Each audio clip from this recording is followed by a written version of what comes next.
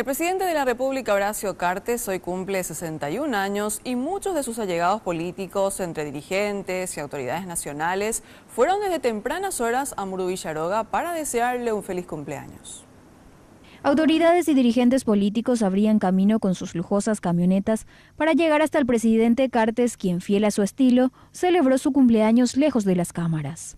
Desde el norte del país, llegó Luis Urbieta, gobernador de Concepción, quien dejó su departamento en medio de una vigilia por el tercer aniversario del secuestro del suboficial Edelio Morínigo. Con mucho entusiasmo, mucha gente realmente visitándole y dándole el saludo de felicitación al presidente. ¿Qué le expresó el presidente? No, nada, no pudimos, le saludamos porque hay mucha gente, hay mucha dirigencia que se está llegando. Cumplen 3 años también del secuestro de Edelio, ¿cómo se vive eso en el departamento? Y realmente con mucha expectativa, esperando que se libere realmente. Ya el tema del EPP hizo bastante daño al departamento y se está trabajando y no perdemos esa esperanza de que en corto tiempo podamos solucionar el tema de la inseguridad en nuestro departamento.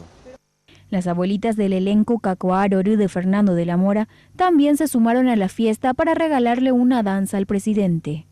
Y también vengo a saludarle al presidente y queremos bailar, aunque sea un poquitito para él, hoy especialmente por su cumpleaños. ¿Le conocen bien al jefe de Estado, doña, su nombre, por favor? Sí, es mi hijo de corazón. Las veces que nos vemos, es demasiado contenta porque él nos apoya en todo sentido. Le ama mucho a la tercera edad. Horacio Cartes celebra su cumpleaños número 61 en su último año como presidente de la República del Paraguay.